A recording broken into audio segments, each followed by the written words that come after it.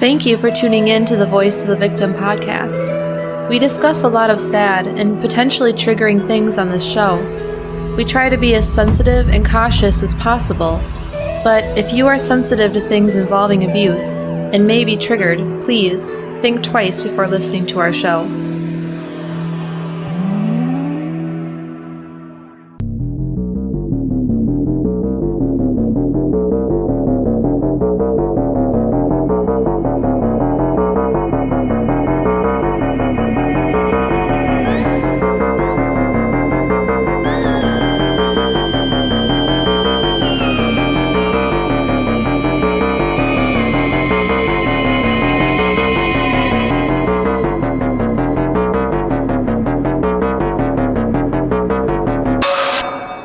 Welcome to the Voice of the Victim podcast. My name is Ryan. And I am Rosie. And thank you guys for being with us tonight. Before we get started, we want to thank our new patrons, Mariah and Skylar. You guys are awesome. Thank you, guys. Also, we want to thank Brittany and Hannah for upping their pledge. That means so much to us right now. Very much. We know it's a really weird and difficult time for everyone, and you're probably hearing about current events everywhere you look, so we're going to try to keep our show as normal as possible. Our thoughts are with everyone that's suffering and affected by what's going on. But with that said, we are making one small change. Instead of reading 2 reviews at the end of each episode, we're going to start reading 1 5-star review at the beginning of each episode. I got this idea from the Marvel Cinematic Universe podcast. I know I'm a nerd for listening to that, but they make a great podcast. Anyway, Rosie, do you want to read the 5-star review? I do. It's entitled, These Two with a Blue Heart, from Rick in the US of A. Riding through life with Rick. I often find myself laughing out loud at the two of you. I mean this in a lovable way. Laughter is valuable in any long-term relationship, and you two are able to laugh at yourselves, each other, and together. A good trait to have for a lasting marriage.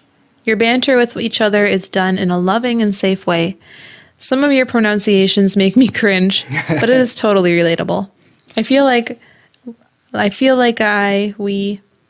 think he means just we. I feel like we are sitting around our kitchen island discussing these cases. Finally, I am 2 episodes away from being caught up. Riding through life with Rick. I love that. Awesome. Thank you. I also want to give a quick shout out to Helen, who gave us so much love on Instagram yesterday. She did. I feel like she went through every photo and liked it. Yeah, we really appreciate that. Yeah, that was sweet. I haven't had a chance to respond to anything yet, but we have noticed, so thank you. If you have reached out to us and we haven't gotten back to you yet, feel free to give us a nudge and remind us that you're still waiting to hear back from us, because we do suck at that sometimes. But anyway, we've had a long enough intro here. Let's get into the conclusion of our coverage of Jeffrey Epstein. So as we've talked about, Jeffrey was up to some really terrible stuff from at least 1996 up to the mid-2000s. And that's just like the underage sex stuff. That's not including the other illegal stuff that he never got charged for. But he seemed to be able to just keep flying under the radar and never get in trouble for anything. But on March 15th, 2005, something happened that would lead to the slow unraveling of Epstein's facade. In February of 2005, a 14-year-old girl was approached by an 18-year-old girl who was a cousin of one of her classmates. And we have no idea what the 14-year-old girl's real name was because it was redacted, but we're going to call her Katie from now on. So 14-year-old Katie was talking to 18-year-old named Haley Robson. Now, Haley told Katie about an opportunity to make some quick cash. And, when you're 14, just getting, $20 was one of the most exciting things ever for me. So, yeah, this would pique her interest. Just picturing 14-year-old you getting a $20 bill. Oh, please don't. But Haley was offering Katie a job that would pay $200. All she had to do was give an old guy a massage. Haley said that she worked for this wealthy old man regularly, helping him get his daily massages. and Katie accepted this offer. Because what 14-year-old wouldn't want $200? So the next Sunday night, Haley showed up with a friend at Katie's dad's house to pick her up. They told him they were going to go shopping, but Haley drove Katie across the bridge onto the island of Palm Beach. They made their way to 358 El Brio Way, where Jeffrey Epstein had the same mansion where he abused Virginia Roberts. I really hope we said El Brio correctly, because, I mean... 2 L's usually make a Y sound. I heard on one report someone said El Brillo. Come on, I think they were Brillo. wrong.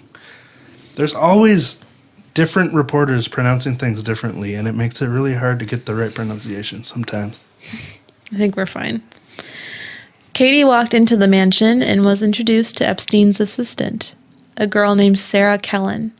She recorded Katie's name and phone number in a ledger at the front, and then Katie was shown to a bedroom and asked there to wait. So soon after she was brought to this room, Jeffrey Epstein entered, and things obviously took a turn for the worse. When Epstein arrived, he ordered Katie to take off her clothes before she started the massage. Which would have been so awkward. You just met this person, and immediately you're being asked to get naked? That's very odd. And while Katie started to massage him, he reached over and started touching her between her legs. Then he pulled out a vibrator and started touching her with that. Eventually, he had her start touching him, and he went on to rape her. So just a reminder, she's 14 years old. But based on what we've been talking about, this has become a standard practice for Jeffrey by 2005. From Maria and Annie Farmer to Virginia Roberts, many other girls along the way, and now this, we just see this steady escalation of what he's willing to try. Mm-hmm. And by 2005, he's just a full-on calculated monster. He had this steady stream of 3 girls a day, and he had Haley out there recruiting at a school, and Sarah, his clerk or whatever he would call it, arranging all of it, his schedules and stuff. But he also made them do these things for him if they couldn't find someone else. So they were also under his control. It's just a sick, twisted abuse scheme. Mm-hmm. On March 15th, while at school, another girl who knew that Katie had been recruited by Haley started to tease her about it. A fight broke out and was eventually broken up by the school staff. Katie's backpack was searched after the fight, and they found the money inside. And it was a suspiciously large amount of money for a 14-year-old to have. Right. Nobody's going to bring that much to school. Right.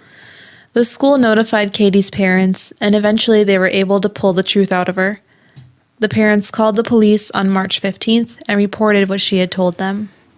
And even though he had been actively doing this for 9 years, this is how Jeffrey Epstein's activities first started to be taken seriously by law enforcement, even though crazy. Multiple girls had reported him along the way.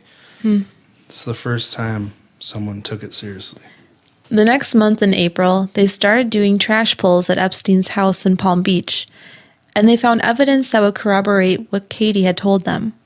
A slip of paper with her name and number on it, dated for a Sunday in February, when she said that she had been there. And it was fortunate that those were still in his trash 2 months later. Yeah, was he got like a dumpster out there? They also found several similar slips with girls' names and phone numbers on them. And one of these notes had a message to Jeffrey from Jean-Luc, who we talked about in episode 98 with Virginia Roberts. He was the French model scout who was accused of procuring really young girls for Jeffrey, like 12, 11 years old. The note from Jean-Luc said, quote, "He has a teacher for you to teach you how to speak Russian. She is 2 times 8 years old, not blonde. Lessons are free and you can have first today if you call." What?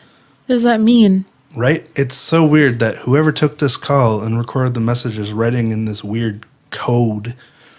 But basically it's saying Jean-Luc had a 16-year-old brunette girl from Russia ready to send to Epstein. And this was physical proof of that. Who says that, though? She is 2 times 8. Well, they're speaking in code, so Well, it sucks, people like though. you will be like, what? Yeah, but I get it. Right. I feel like it's really... I don't know.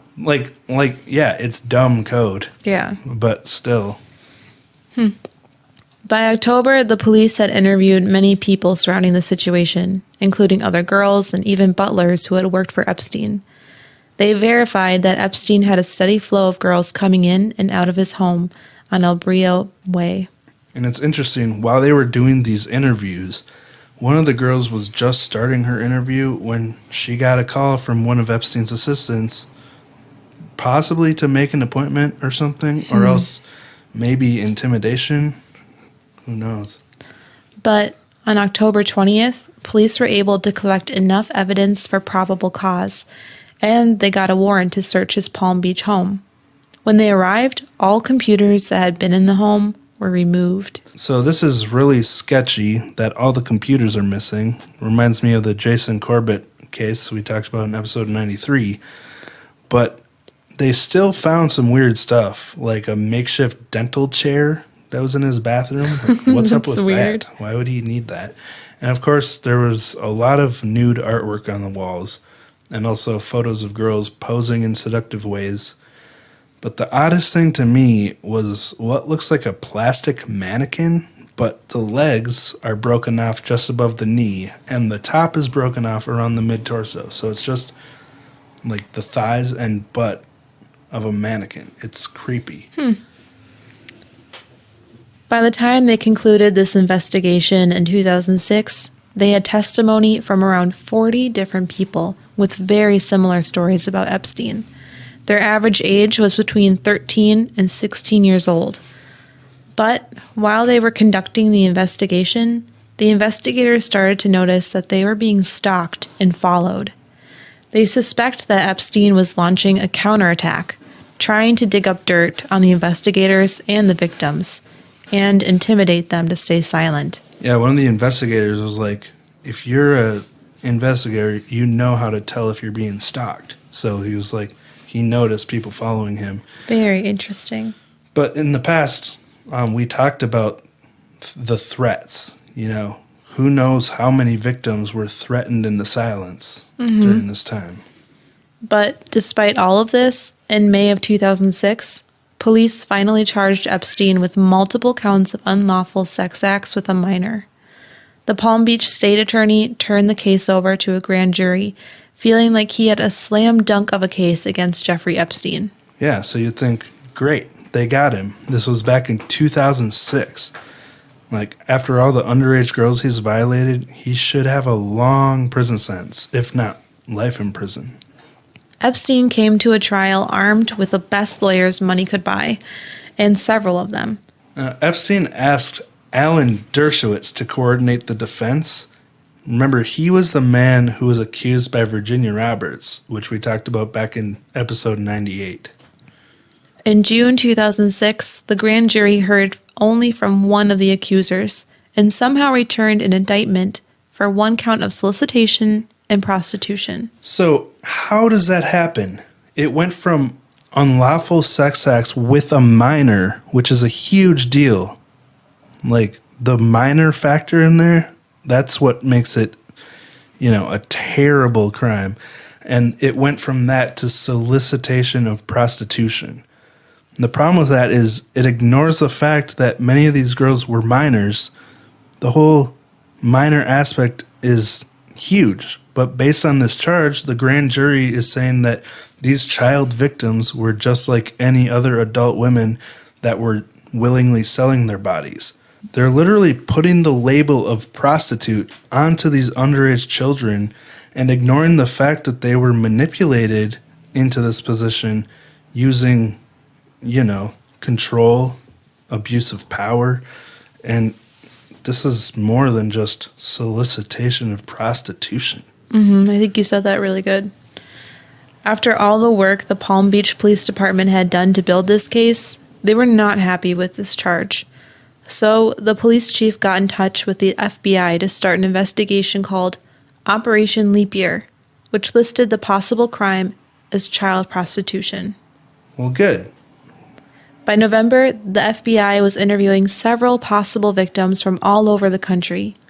Thankfully, in July 2007, the grand jury issued subpoenas for Epstein's computers, which had been missing during the search of his house. So it looks like things are finally moving in the right direction again here. In August, the U.S. Attorney in Miami, Alex Acosta, started discussing plea deals with Epstein's legal team. The order to produce the computers was delayed. So the evidence isn't coming out, and now they're talking about making a deal, which is typically in favor of the criminal. So obviously they're hiding something if all the computers were missing, but no one's actually enforcing this subpoena to make them produce the computers.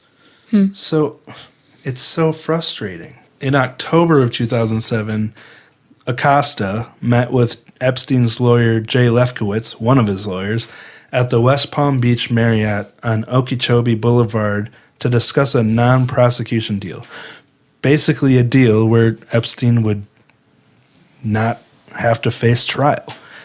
Also, Okeechobee, we just drove by that last month when we were driving from Miami to Cocoa Beach, remember? When we were free of this virus. Let's not go there. I don't remember. I think you said it out loud and I was busy on my phone playing Best Fiends. Not a sponsor for this episode. But. Anyhoodle, the deal stipulated that the victims would not be notified about it and that the deal would be kept under seal and all grand jury subpoenas would be canceled. So within this deal, the evidence which was removed from the house before the initial search ever got there basically never has to come out, and the victims won't have to be notified about any action that's taken against Epstein. So who is this getting justice for? But not even this was good enough for Epstein because it required him to register as a sex offender. But this was buying the FBI more time to continue their investigation and seek out as many victims of Epstein as possible. Throughout the spring of 2008, the victims were constantly harassed by Epstein's lawyers in an effort to intimidate them into silence. Finally, in May of 2008, the Justice Department said that if a plea deal wasn't reached soon, Epstein would be federally prosecuted. Which is what they wanted to avoid, which is super dumb. But he could get away with this because he could afford really good lawyers. But anyway, because they decided this, it expedited the whole process and said, you guys got to figure something out or you're going to be facing trial. On June 30th, 2008, they finally worked out a plea deal, and Epstein pleaded guilty to 1 count of solicitation of prostitution and 1 count of solicitation of prostitution with a minor. This does not make any sense. Yes, it introduces the minor aspect in there, but a minor cannot be a prostitute because you need to be able to consent to be considered a prostitute. But even with this charge involving a minor, it didn't really do much. Epstein was sentenced to only 18 months in a Florida jail, followed by a year of house arrest.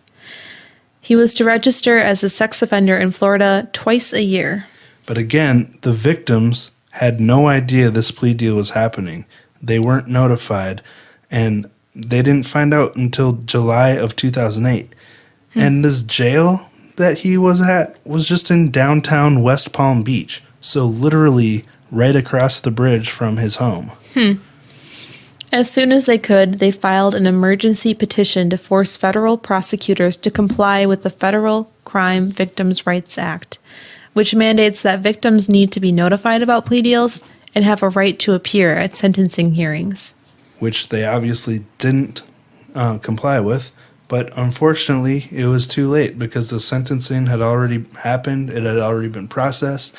His victims got ignored and disrespected after all they had already been through because of him.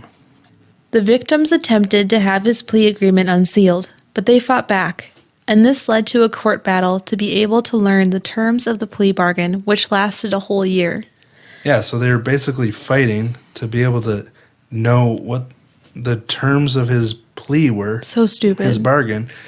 Because at this point, it wasn't public, and they weren't telling the victims exactly what he agreed to. Just a couple months after sentencing, Epstein was granted work release for 6 days a week, where he'd be picked up by his private driver from jail and brought to an office in West Palm Beach for 12 hours a day, and would return to jail to sleep. Now it sounds like a hotel. Yeah, so it is. He already got an outrageously short sentence, but now he can come and go for 6 days a week, and on top of all that, he was able to accept visitors at his downtown office in West Palm Beach. He actually flew in 2 girls from New York to assist him while he was at work. Wow. So he probably continued to get massages even while he was serving his time. And even in jail, he had his own private wing where he was allowed to have his own private security. And to make it even worse, he only served 13 of his 18-month sentence. And you know his jail cell was like completely pimped out to the max, like cushy. Yeah. And he didn't have to interact with any other inmates. That's crazy. This was not a jail sentence. This was a rich guy getting off easy because he could afford it. It's disgusting. This episode of Voice of the Victim podcast is sponsored by Podcorn.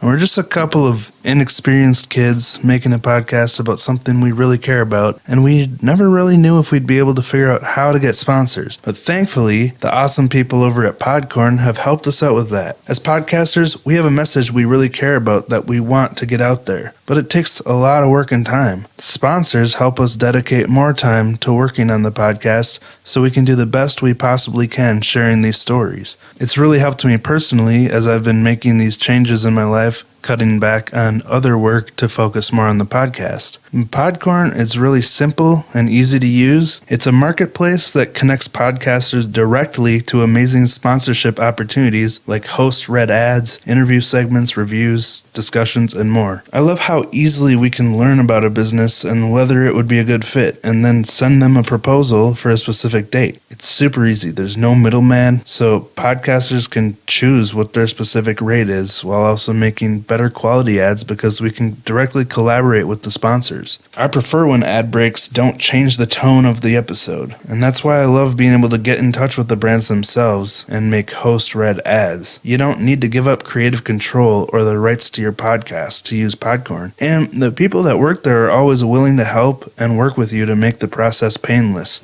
Seriously, they're really nice people, and they let creators do what they feel is best for their audience, while also securing funds before we start the ads and making sure we're paid when we're done. The marketplace mission of Podcorn is to give podcasters transparency, creative freedom, and full control on how and when they monetize their hard work. So if you're a podcaster of any size, click the link in our show notes to sign up for Podcorn and start browsing opportunities to find your own sponsors.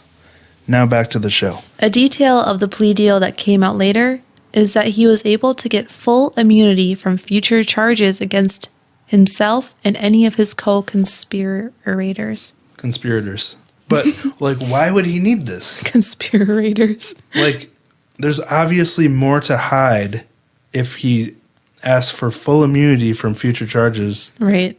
And admitting he has co-conspirators because that was part of the agreement. So people like Ghislaine Maxwell, Prince Andrew, Alan Dershowitz, and so on. And the defense, or the prosecuting attorney, Alex Acosta, let all this happen. But speaking of co-conspirators, something else came to light in 2010.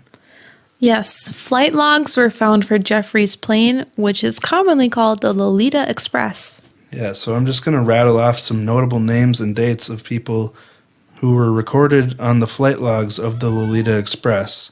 And I'm not accusing them of anything, just reading the flight logs. But on February 9th, 1999, Prince Andrew took the Lolita Express from Palm Beach International Airport to Toulouse-Blagnac Airport in southern France. Do you know how to pronounce that, Rosie? You've been to France. Yes, I have. But no, I don't. I believe that. I think I said it right. But he flew to southern France and then back on the 12th.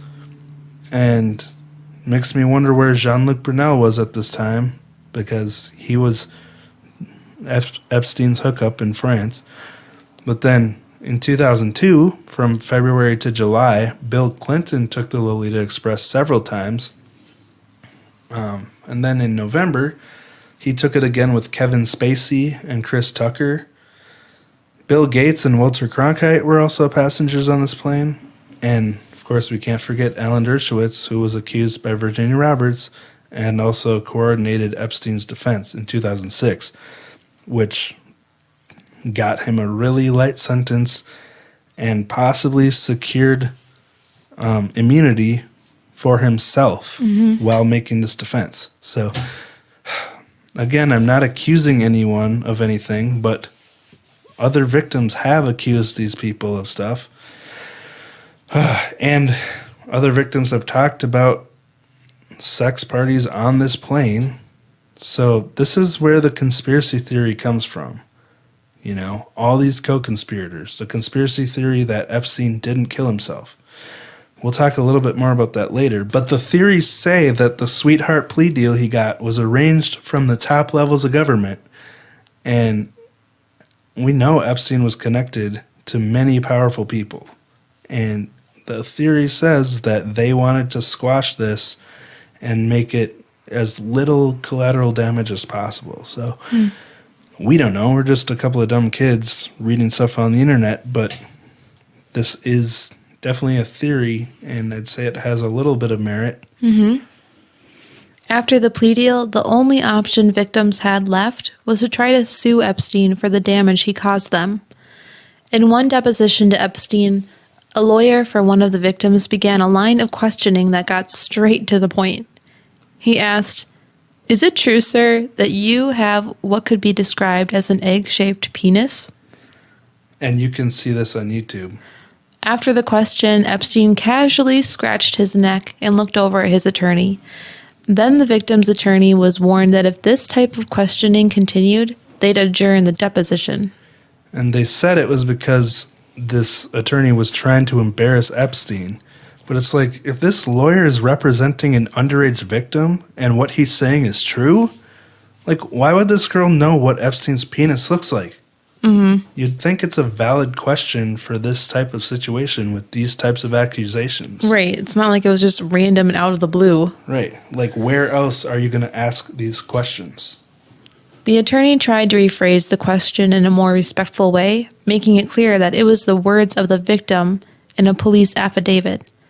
But they adjourned the deposition immediately, and Epstein was just able to walk out of it unscathed. Again, how are they supposed to get to the bottom of this if lawyers can't ask tough and uncomfortable questions? This is just an example of the way the legal system was coddling Epstein throughout this whole process. No one else would get away with this. No one of normal financial means would be able to do this.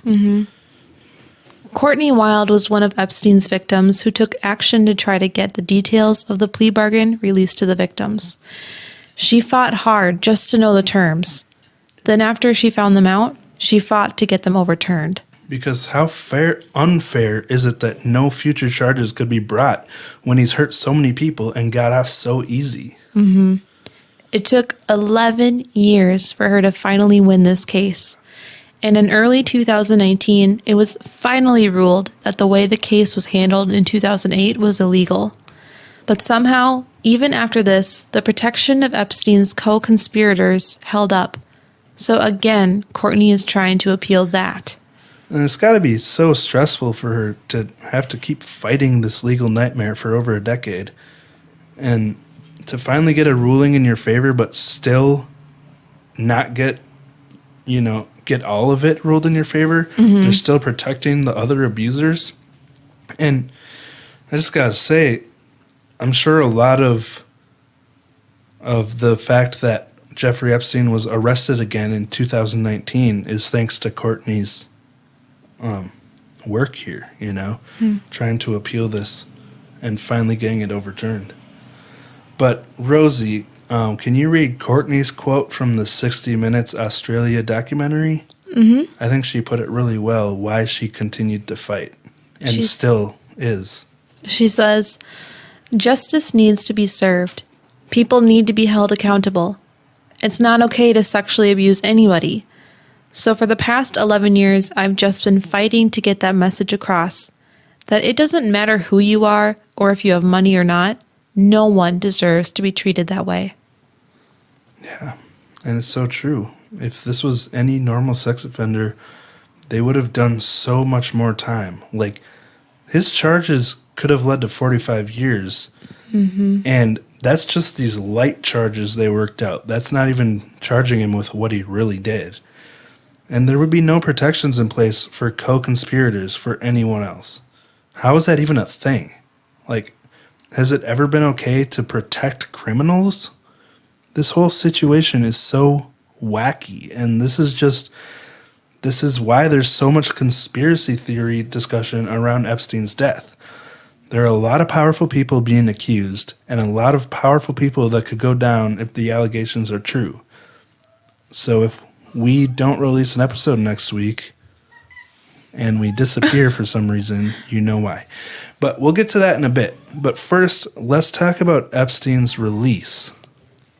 Epstein was released in 2009, and the next year, Prince Andrew visited Manhattan in New York City for what he says was royal business. He stayed at Epstein's mansion while he was in town and was spotted taking a walk with Epstein and having a chat. Which is the most infamous photo that comes up in Andrew's interview. But if you haven't seen Andrew's interview, you should definitely watch it. We also reacted to it on our Patreon. That is now live. It took us a while to make it, but it's finally It's live. my fault. It was fun. He is not a good liar. But at this time, Epstein was a registered sex offender, and he had pleaded guilty to prostitution of a minor. It was no secret that Epstein was not a wholesome guy. Right. And yet, Andrew was okay hanging out with him. Andrew says that he thought it would be best to break up with Epstein in person, and that's why he was talking with him. He said this was a result of his tendency to be, quote unquote, too honorable. And who says that? I don't know. He's saying, I'm just too good of a person to break off things over the phone with a convicted sex offender. Right. I had to do it in person because I'm just too honorable. And if you watch Derek Van Schake's video breaking down the body language of Prince Andrew during this interview, I love the way he edits this. But Virginia Roberts sees something different when she looks at the photo of him and Epstein. She sees two people who think they can get away with anything and who love having sex with young girls. Yeah. As goofy as it is to watch Prince Andrew's interview, you got to remember that based on what Virginia Roberts has said, this guy's a monster, and he hasn't defended himself very well at all. And, you know, him and Jeffrey Epstein have hurt a lot of people. Mm-hmm. So I'm sorry if it sounds like we're trying to be lighthearted. You know, these are difficult things to talk about, but yeah, we want to remember this affected a lot of people. In July of 2019, the FBI finally raided Jeffrey Epstein's Manhattan mansion, where so many girls were abused. The mansion has 40 rooms in it, including 5 bathrooms and around 30 bedrooms. It has a heated sidewalk to melt snow as it falls. Which is something I've always wanted. The reception room of the home is 2 stories tall, intimidating to anyone who walks inside the 15-foot doors. Can you imagine how expensive it would have been to put heated sidewalks in New York City? I could not That's imagine. Crazy. There was a wall covered in photos of Epstein with rich and powerful people like Woody Allen and Bill Clinton. And again, a lot of this stuff would be really intimidating to the girls who would walk in, who would see that this guy knew really powerful people. And I definitely believe this was one of his intimidation tactics. He had a mural painted of himself inside a prison yard, surrounded by corrections officers and barbed wire fences. Epstein told visitors that it was him, and there could always be the possibility that it would be him again. Weird thing to lean into. Super weird. There was also a life-sized female doll hanging from a chandelier. Tacky. Super. Remember the hallway that we described in Maria Farmer's episode, leading to the reception desk? Apparently, at some point, it was decorated with rows and rows of individually framed eyeballs? That's so gross. Imported from England. So as someone walked in, they felt like they were being watched. Well, obviously you would be. Yeah, and remember in Maria Farmer's episode, Jeffrey pointed out the little holes in the wall with cameras in them. Right. There's a human chessboard at the bottom of a staircase with each piece modeled after one of his staff. Scantily clad. What the heck is wrong with this guy? There's also a stuffed poodle and stuffed tiger, as well as a lot more weird art, like in the Palm Beach home. So among the art in the New York mansion was a portrait of Bill Clinton in a dress. And I almost wonder if this was a type of intimidation tactic against Bill Clinton. Virginia Roberts talked about how Epstein would collect dirt on people for blackmail, and the whole world knows Clinton was up to some unsavory stuff during his presidency term, and he has other accusers that have never gotten justice. But could Epstein have been intimidating Clinton by hanging a portrait of him in a dress? Who knows? But it is interesting. Very. A portrait of a woman in a red dress with her left breast exposed and in her hand hung behind Epstein's desk. But the most disturbing thing they found in this search were hundreds and perhaps even thousands of photos of naked girls, most appearing to be underage.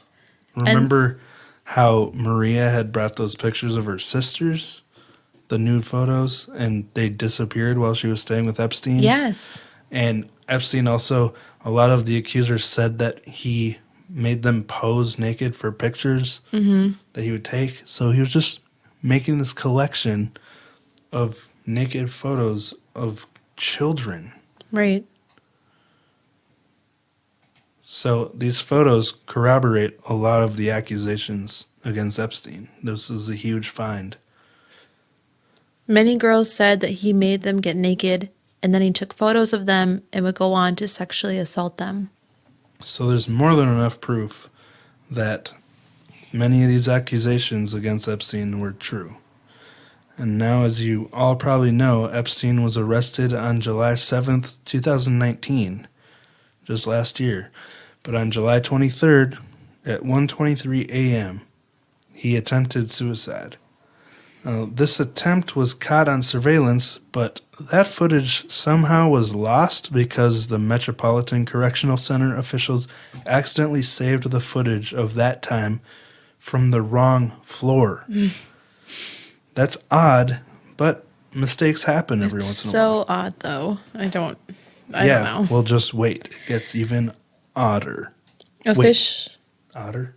Never mind. More odd. Officially, Epstein was found in his cell that day, semi-conscious with injuries to his neck. He told his lawyers that his cellmate, Nicholas Tartaglione? assaulted him, but he claimed that he actually saved Epstein from a suicide attempt. And an internal investigation cleared Nicholas and ruled it as a suicide attempt. Epstein was placed in an observation cell full of windows on suicide watch. The lights were always on in this room, and nothing that could possibly be used for self-harm was permitted. But after just 6 days, he was removed from suicide watch. When does that happen?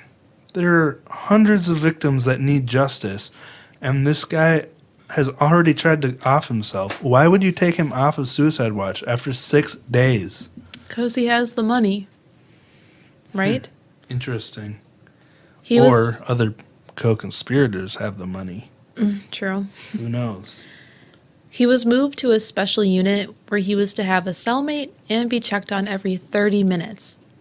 It was reported that Epstein was depositing money into other prisoners' accounts to gain their favor. Well, that was smart. Yeah, so just like the rest of his life, he was bribing people into his favor.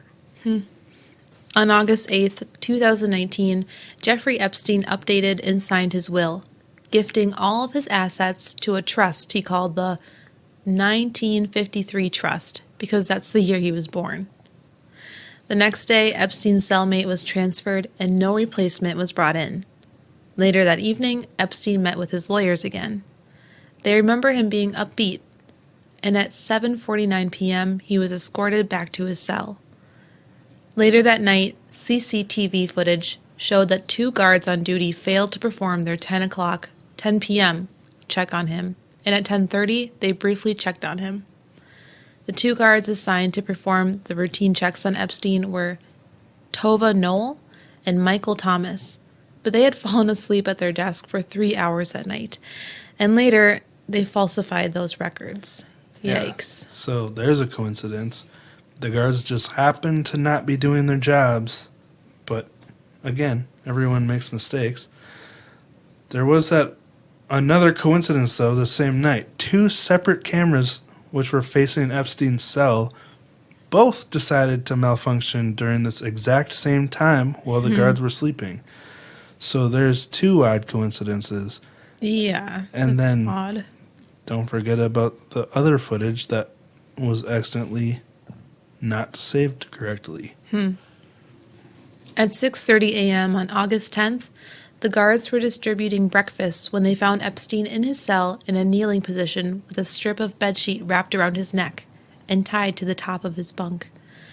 He was found to have been dead for around 2 hours at this point. They performed CPR and never took any photos. This is a tough point to question because part of me is like, why didn't they seal the crime scene and just take photos? But I also understand if they were trying to save his life. I guess. He was rushed to the hospital where he was pronounced dead. But they violated protocol when they moved his body. It should have been treated like a crime scene according to the Bureau of Prisons. So, another coincidence. This crime scene was tampered with. Many people questioned how this was possible because the sheets were basically paper, and he had other stronger materials like tubing and wires from his sleep apnea machine. There was also medicine bottles sitting upright on the top bunk, which you'd think would fall if he was thrusting his entire 185 pounds downward to hang himself. That's really suspicious right there. An autopsy conducted on August 11th by the New York City Chief Medical Examiner, Barbara Sampson, concluded that he had hanged himself with a sheet from his bed. But Dr. Michael Baden took a look for himself and found something odd. He found that there were 3 fractures in Epstein's neck, and in all of his 40 years of conducting nearly 1,000 autopsies for suicides in the PRISM system, he's never seen one actual suicide with 3 broken bones in the neck. According to Baden, this typically only happens with homicide. Also, another weird thing is that the wound was in the center of his neck and not under his mandibles like a typical hanging. Because if your body weight's pulling down, whatever you're trying to hang yourself with would slide to the top of your neck right underneath your jaw, your mandibles. It wouldn't stay right in the middle. But it would if someone was behind you pulling on it. Also, the wound on Epstein's neck was much thinner than the strip of the bedsheet that was around his neck. It appeared to be done with a wire or a cord, and then the sheet was placed there after the fact. There was also blood on Epstein's neck, but it hadn't been rubbed off onto the sheet, so it appeared to be dry before the sheet was placed there. He also noted that Epstein's legs lacked lividity, suggesting that he probably didn't die in the upright position he was found in. Yeah, lividity is basically when your blood pools after your heart stops beating. It pools in the lowermost regions of your body at a certain point after you die. And the way his lividity was did not line up with the position he was in when he was found. So, yet another set of coincidences. There's the guards sleeping, not 1 but 2 cameras malfunctioning, the first suicide attempt footage being accidentally deleted, and then all of this evidence just not lining up with the official story. So once you go over this, It's pretty the damning. crazy conspiracy theories are starting to sound kind of probable. No, unfortunately, a gag order was filed against Baden, and he is no longer able to comment his opinion on these findings. Which is another, really weird thing. Yeah. And again, we can't say for sure. We didn't see it. We're not professionals. We're just presenting the professional opinion of Dr. Baden based on the evidence that he saw. And this is just what we are able to find on the internet.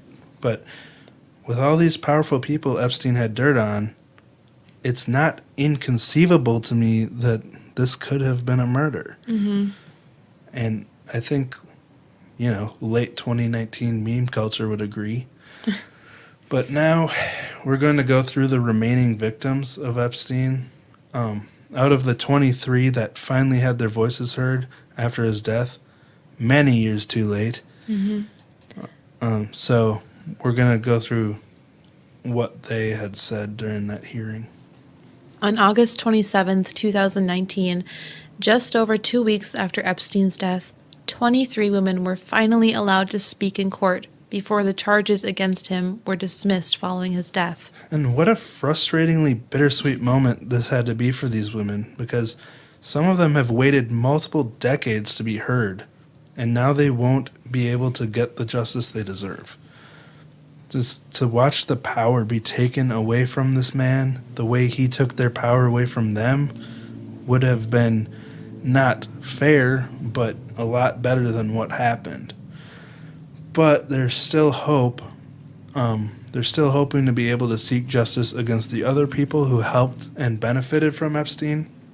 So hopefully they're able to move forward and make this happen. Hopefully someone with some power will be able to help. But we're going to read some quotes from the 23 women provided by BuzzFeed News that show how all these people were so heavily impacted by the actions of this one man. Now, 12 of them were unnamed, so they'll be referred to as Jane Doe 1 through 12. But first, Courtney Wild, who we mentioned earlier, she's been tirelessly fighting to get this plea deal overturned and hoping to lift that protection from the other offenders surrounding Epstein. That day in court, Courtney says, Jeffrey Epstein robbed myself and all the other victims of our day in court to confront him one by one. And for that, he is a coward. Courtney Wild was only 14 years old when she met Jeffrey Epstein. She was still in braces and had been a middle school cheerleading captain. She was abused by Epstein and eventually asked to help recruit other girls just like Virginia. He told her he wanted them as young as she could find them. Yeah. So it lines up with all the other stories. Jane Doe number 1 said, I still feel like I am learning the ways that he's impacted me. And that happens. We see that all the time. People who go through horrible things like this, they don't really feel the full impact all at once. It kind of comes out over the years. Wouldn't you say that was your experience? Yeah, totally. The more you process it. Jane Doe number 1 also said, even though Jeffrey Epstein brought it to a grand scale, on some level, a lot of girls could relate to the trauma we are talking about. You want me to read some of these? Sure. So Jane Doe number 2 said, I think each one of us has a different story and different circumstances for why we stayed in it. But for me, I think he was really strategic in how he approached each of us. Things happened slowly over time. It was almost like that analogy of a frog being in a pan of water and slowly turning the flame up. A lot of us were in very vulnerable situations and in extreme poverty, circumstances where we didn't have anyone on our side. So yeah, he was taking advantage of girls that were disadvantaged already and offering them this facade of money and, a steady job, and then taking advantage of them. Jane Doe number 3 said, My world kind of spiraled after that. I stopped going on modeling castings. I gained weight. I became depressed. I stopped going out with my friends. And only 5 months after I had been in New York City to pursue my dream, I left. I left the modeling industry. I left New York City, and I totally switched my career path. And this is what we saw, too, with Maria Farmer. I was just thinking that. You know? Jane Doe number 4 says, "We will always carry irreparable damage and pain throughout our lives after this. It's something that's never going to go away. Whoever we marry in our life, whatever future we have in our life, is always going to be something that's always there for us." And it's true. And back to what I said before, Maria Farmer was actually represented by her sister Annie at this hearing because, she was that affected by this. Still, over 20 years later, 23 years later, it was still taking such a toll on her. Jane Doe number 5 said, "You paid for your freedom. You violated my rights. You should have to pay for them just as anyone else. You got a plea deal no one else would have been able to get. You used your money to get out of paying the price for your actions." Well it's said. Really true. Now, the next one was Chauntae Davies. Chauntae did an interview with NPR where she shared some of the details of her encounters with Epstein. So we're going to go over a little bit of that before we share her statement. Chauntae Davies was a 21-year-old massage student when her teacher asked her to come along to an appointment with his client, Ghislaine Maxwell. After meeting Chauntae, Ghislaine got in contact with her teacher and offered her a job working as a masseuse in Palm Beach. So very similar to Virginia's experience and sounds like a great opportunity.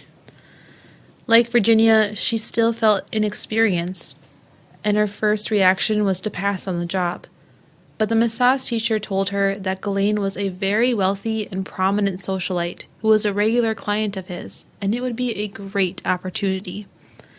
Ghislaine picked up Chauntae, and on the way to the house, she said that her partner Jeffrey was sort of a Ralph Lauren type, and asked if she was into that type. Chauntae found this question really odd, as we all would. Yeah, basically asking Chauntae if she would be attracted to Ghislaine's partner. And let's say it correctly, Ralph Lauren. I'm not fancy enough. Neither am I. Then she just told Chauntae to do whatever he asked, and she would be fine. But we've seen how this all plays out before. When she first arrived at the house, she got sick with stomach issues. But eventually, one of Jeffrey's assistants knocked on Chauntae's door and told her that he was ready for his massage. She was shown to the massage room and started to prepare. Then Jeffrey came waltzing in and threw his bathrobe off, got on the table, and started looking her up and down and asking her questions. Within minutes, he was slipped over on his back and asked her if she minded if he touched himself. Chauntae explained that she also, like Virginia, came from a background of abuse where she was taught to look the other way when bad stuff happened. Again, it's the cycle of abuse. And Epstein preyed on these vulnerable girls that were already a little broken. Soon he had finished up and got off the table, jumped into the shower, and said, "Okay, that's all now. Thank you." Chauntae was shocked by what had just happened, but she was hesitant to tell anyone because she felt like Jeffrey was doing this behind Ghislaine's back at the time, and Chauntae felt guilty for letting it happen. Well, obviously, this isn't her fault. She was blindsided by a rich and powerful man who is now her boss. It's like that episode of Lie to Me. And if you don't watch that show, we definitely recommend it. It's on Hulu. Super good. But they talked about how even if rape isn't violent, if it's based on a power imbalance and implied threats, it's still rape. I think it's episode 2. It's based on a military case, but they made a really good point in that episode. After that first encounter, she didn't see Jeffrey for a while after that.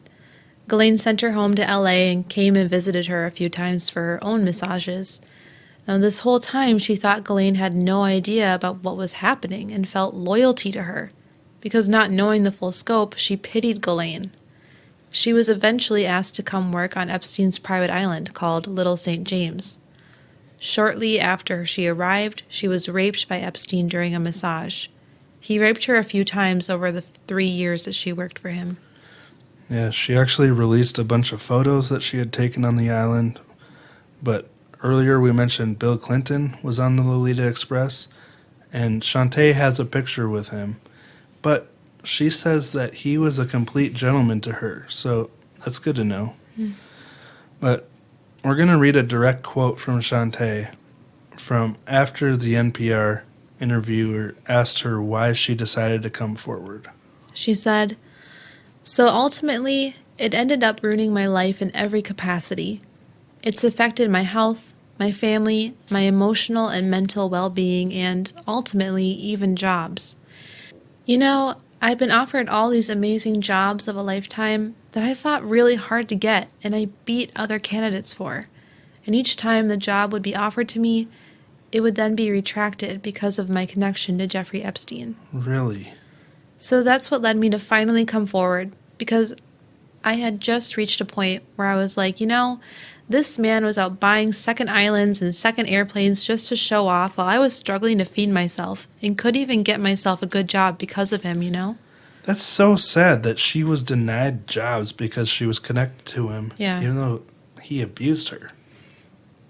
In her day at court, she said, "I began my massage trying not to let him smell my fear and obvious discomfort.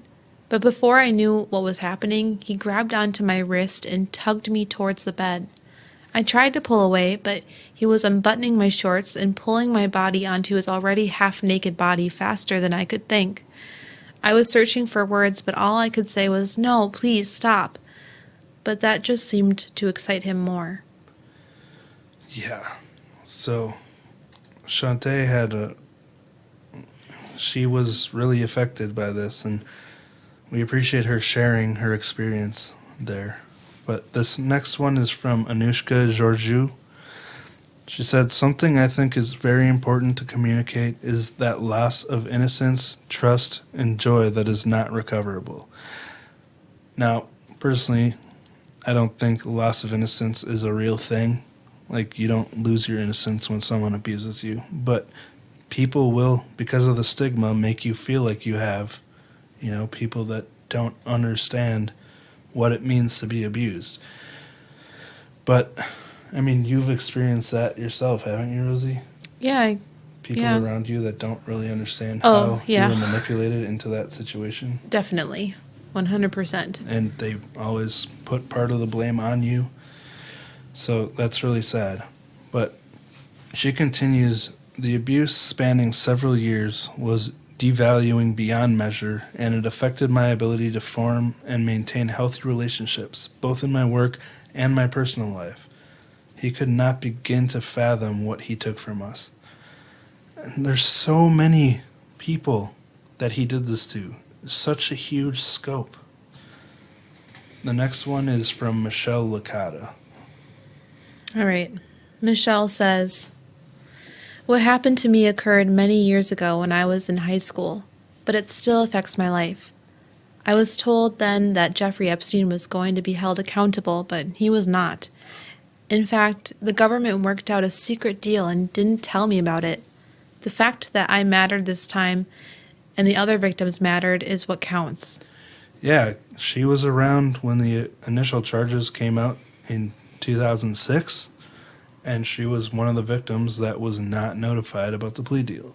So frustrating. The next one is Teresa J. Helm.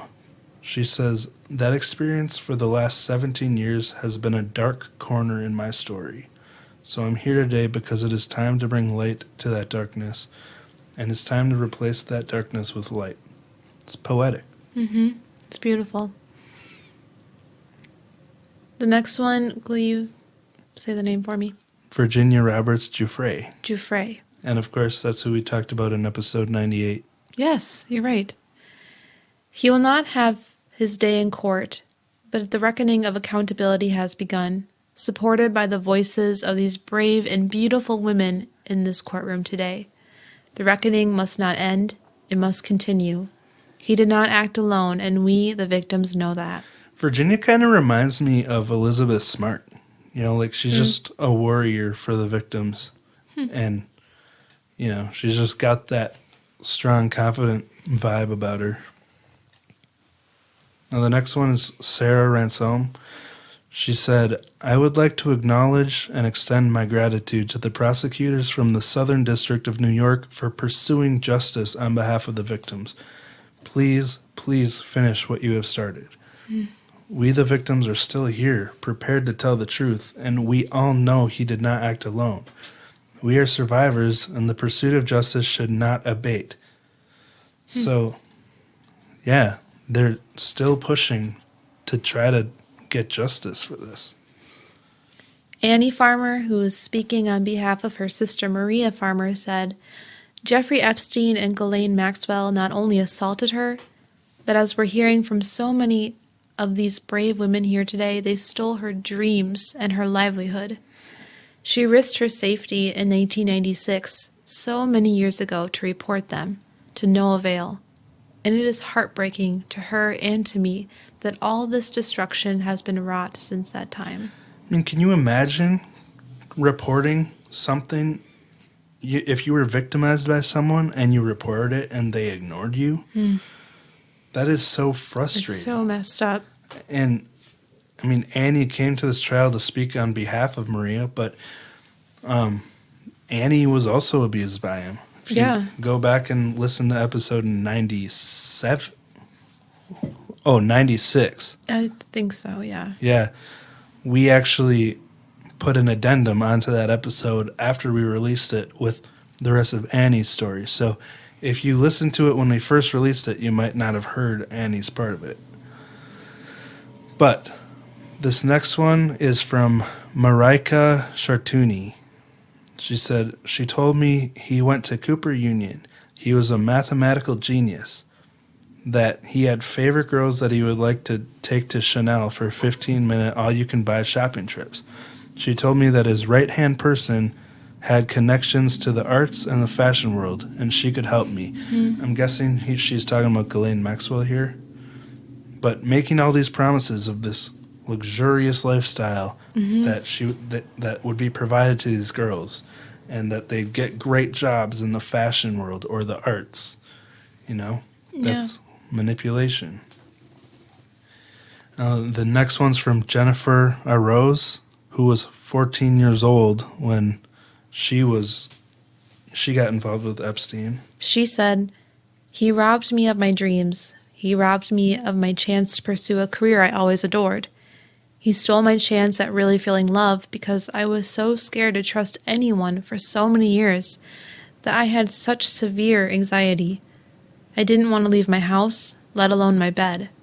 And remember, with Maria, this is similar to Maria because she had put in so much work into her art career and it was finally taking off. And when she got involved with Epstein, she was promised that he would help her take it to the next level. But in the end, all the work she had put into building her art career was taken away from her. And, you know, she lost her inspiration. And, you know, it's so sad the impact that his actions had on these girls. She went on to say, the fact that I will never have a chance to face my predator in court eats away at my soul. Even in death, Epstein is trying to hurt me. I had hoped to at last get an apology, but this evil man had no remorse or caring for what he did to anyone. Can't imagine the frustration. Jane Doe 6 said, Jeffrey Epstein stole my innocence. He gave me a life sentence of guilt and shame. I do not consider myself a victim. I see myself a survivor. Jane Doe number 7 says, I used to be relatively carefree, inquisitive, hopeful, and excited about life, but my life has changed because of Jeffrey Epstein. My perspective on life became very dark when I was unknowingly recruited by one of his agents. Jeffrey Epstein ruined me. Jane Doe number 8 says, I cannot say that I am pleased he committed suicide, but I am at peace knowing he will not be able to hurt anyone else. However, a sad truth remains. I, along with other people, will never have an answer as to why.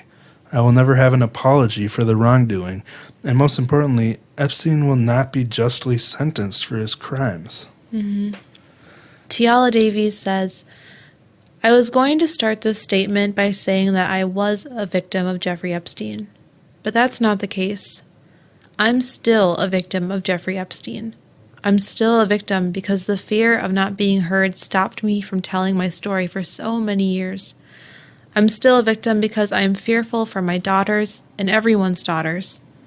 I'm still a victim because the 17-year-old Tiala was manipulated into thinking she found someone who cared, someone who wanted to help.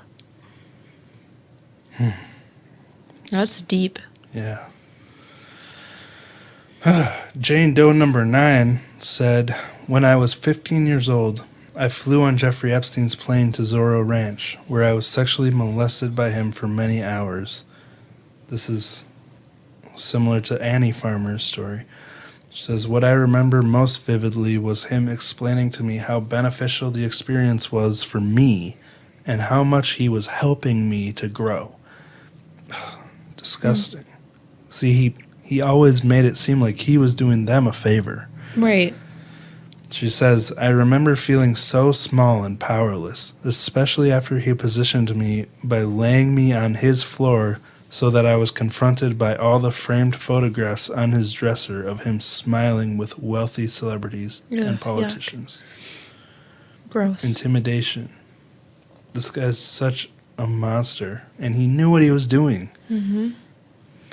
Jane Doe number 10 said, Epstein targeted and took advantage of me, a young girl whose mother had recently died a horrific death and whose family structure had deteriorated.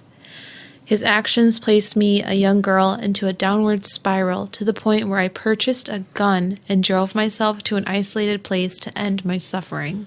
Oh my gosh. So this girl, again, like we mentioned, he took advantage of girls who were in vulnerable spots, who were already broken, and he knew he could use them, and because of what he did, she wanted to take her own life. Jane Doe 11, and this is tough to get through, but I mean, all these girls had to live through it, so I mean, the least we can do is try to share as many voices as we can. But Jane Doe 11 says, he promised me that he would write me a letter of recommendation for Harvard if I got the grades and scores needed for admission. His word was worth a lot, he assured me, as he was in the midst of funding and leading Harvard's studies on the human brain, and the president was his friend. I had never even kissed a boy before I met him, and never throughout the horrific abuse did Jeffrey Epstein kiss me even once. Wow. When he stole my virginity, he washed my entire body compulsively in the shower and then told me, if you're not a virgin, I will kill you. What? And then I wasn't a virgin anymore. Wow. That's terrifying. That's the first time I've heard those details. Yeah, that's crazy. Jane Doe number 12. They told me to go upstairs and directed me to Jeffrey Epstein's office. Mr. Epstein had a white robe on, and we chatted very briefly. I had my portfolio of photos, but he didn't even look at them. Suddenly, he took his robe off and got close to me. I got up to leave, but the door was locked. Scary. So Jeffrey Epstein ruined lives, and he never had to face justice for it. It's just so sad to see what a huge impact he had, and just how mishandled it was legally because of his immense wealth and power, which he shoved in the face of his victims. I mean, he made that one girl face the photos he had with powerful people. You can't tell me that wasn't on purpose. Oh, no. Yeah. And even more surprising is how he got his wealth. I mean, we've told his backstory over on Patreon, and we've also reacted to a breakdown of Prince Andrew's body language during his infamous interview, which we mentioned. So those are both over on Patreon. But, I mean, his background, he didn't earn his wealth. He pretty much took it away from the founder of Victoria's Secret. And he basically just charmed his way into it. Scammed his way into it. Yeah, he's a professional scam artist and just total monster. So, thank you. I believe Candace recommended this to us. It was an intimidating case to jump into because there's so many people affected and we don't want to leave anyone out. So, I mean, we wanted to wrap it up so we could get on to other stories, but